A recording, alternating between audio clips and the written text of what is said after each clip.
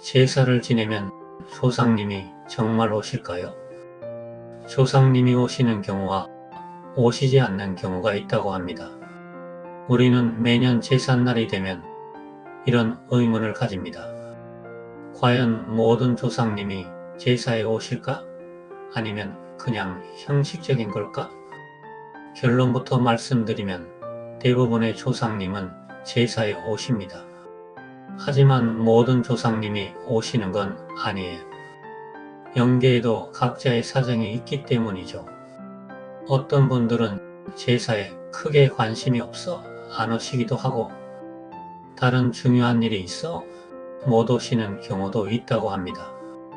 하지만 대부분은 후손들이 정성을 다해 제사를 지내면 그분들의 영적인 상태에 맞는 모습으로 찾아오신다고 해요.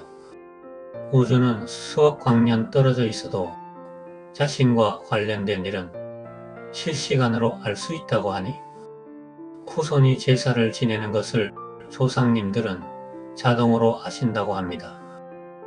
그리고 조상이 후손의 제사를 받는 것은 누구의 허락 없이도 가능하다고 하네요.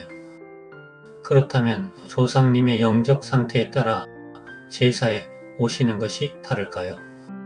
상천곳, 극락, 천당에 계신 조상님은 자유롭게 오가며 후손을 지켜보실 수 있습니다. 중천에 계신 조상님도 제사에 내려올 수 있다고 합니다.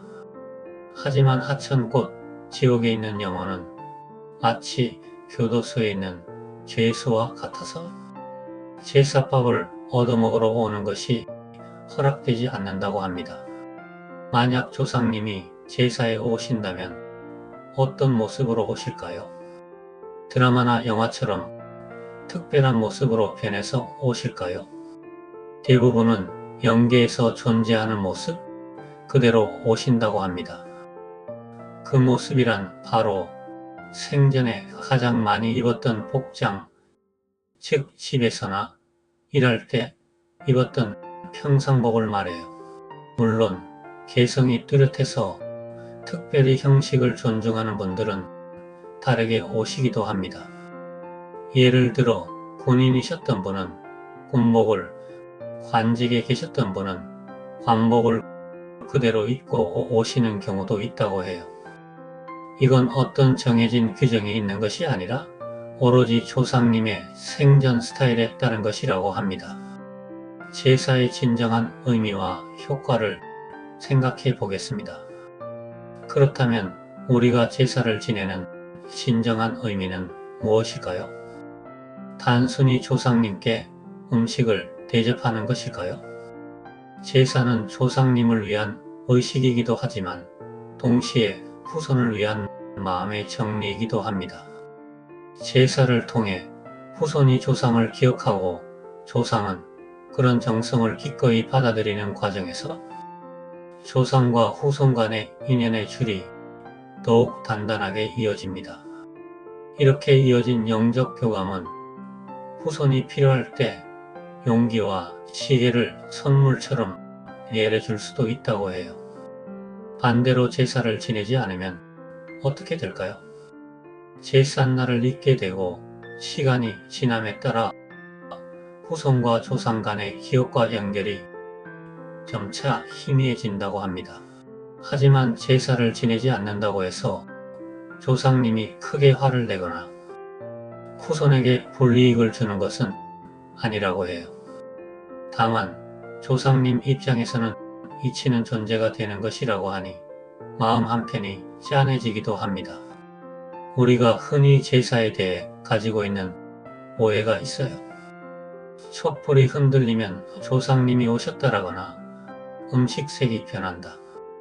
방 안의 온도가 달라진다라는 이야기 들어보셨을 거예요.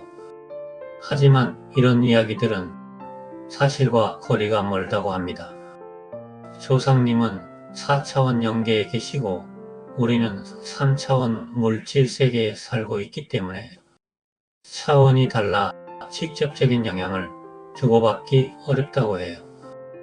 조상님이 오셨다고 해도 굳이 후손에게 자신의 존재를 드러내려 하지 않으신다고 합니다. 제사를 바라보는 새로운 시각이 필요합니다. 오늘날 제사 문화는 점점 간소화되고 있고 어떤 가정은 아예 제사를 지내지 않기도 합니다. 하지만 중요한 것은 형식보다 마음이라는 점을 기억해야 합니다. 제사란 조상님이 음식을 드신다기보다는 후손이 조상을 잊지 않고 감사하는 마음을 담는 자리입니다. 이 마음만으로도 후손의 삶에 큰 울림을 줄 수 있다고 하네요.